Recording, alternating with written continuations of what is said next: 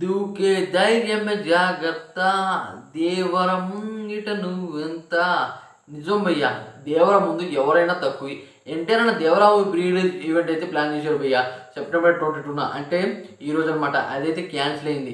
ఎందుకు క్యాన్సిల్ అయింది, దేనివల్ల క్యాన్సిల్ అయింది, ఎన్టీఆర్ అన్న వచ్చాడా, ఇక ఏం జరిగింది, హోటల్ మేనేజ్మెంట్ ఏం చేస్తున్నారు, ఇక పోలీసులు ఏం చేస్తున్నారు, మేనేజ్మెంట్ ఏం చేస్తున్నారు అనేది అనమాట ఈ వీడియోలో డీటెయిల్గా మాట్లాడుకుందాం. ఎవరైనా మన ఛానల్కి ఫస్ట్ టైం వచ్చినట్టయితే లైక్ చేయండి, షేర్ చేయండి, అలాగే సబ్స్క్రైబ్ చేసుకోండి, సపోర్ట్ చేయండి ఫ్రెండ్స్. ఇక వీడియోలో అయితే ఎంటర్ అవుతాం భయ్యా.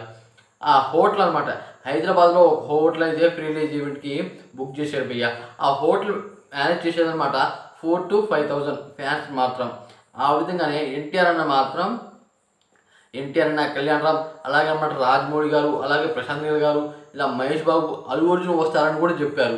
కానీ అది ఈవెంట్ అనమాట క్యాన్సిల్ అయింది. ఎందువల్ల అయిందో తెలిస్తే నిజంగా షాక్ అయిపోతారు భయ్య. 6 సంవత్సరాల తర్వాత సోలోగా వస్తున్నాడు మన ఎన్టీఆర్ అన్న. రాజమౌళి డైరెక్షన్లో త్రిబుల్ మూవీ తర్వాత వస్తున్నాడు మన ఎన్టీఆర్ అన్న.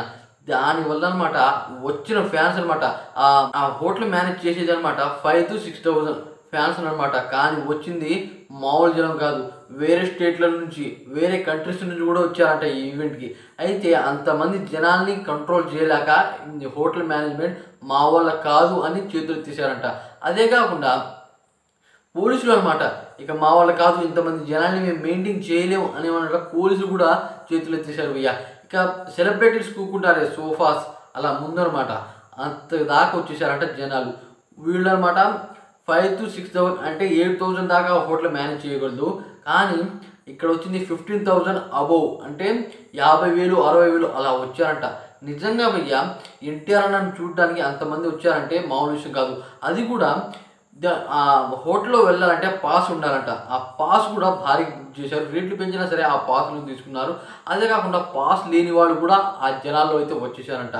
దానివల్ల క్యాన్సిల్ అయింది. ఇక ఒకప్పుడు అనమాట, అంటే బ్రహ్మాస్త్ర మూవీకి అంటే జస్ట్ 1 year బ్యాక్ అనమాట, బ్రహ్మాస్త్ర మూవీ ప్రీ రిలీజ్ ఈవెంట్ హైదరాబాద్లో ప్లాన్ చేద్దాం అనుకున్నారంట. దానికి చీఫ్ గెస్ట్గా ఎన్టీఆర్ అని పిలుద్దామని చెప్పారంట.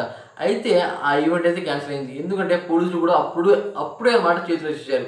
అలాంటి గెస్ట్ వస్తే అక్కడ వచ్చే జనాల్ని మేము మేనేజ్ చేయలేం అని చెప్పారు. అది మన ఎన్టీఆర్ అన్న మామూలుడు కాదు భయ్య, అది కింగ్ అనమాట, కింగే, టైగర్, యంగ్ టైగర్, పులి, చిరుత పులిలా దూకుతాడు, అలాంటి హీరో అనమాట మన ఎన్టీఆర్ అన్న. అందుకనమాట ఇప్పుడు దాకా ఎవరి ప్రీ రిలీజ్ ఈవెంట్ కూడా క్యాన్సిల్ అవ్వలేదు, రికార్డ్ అనమాట. అది మన ఎన్టీఆర్ అన్న అంటే.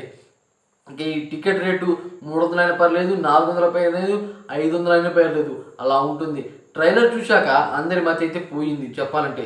దాని మించి అయితే ఫ్యాన్స్ వచ్చారు, అరాచకం అయితే. ఈ ట్రైలర్ అనమాట అలాగే ఈవెంట్ కనుక గట్టిగా జరిగి ఉంటే మామూలు కాదు.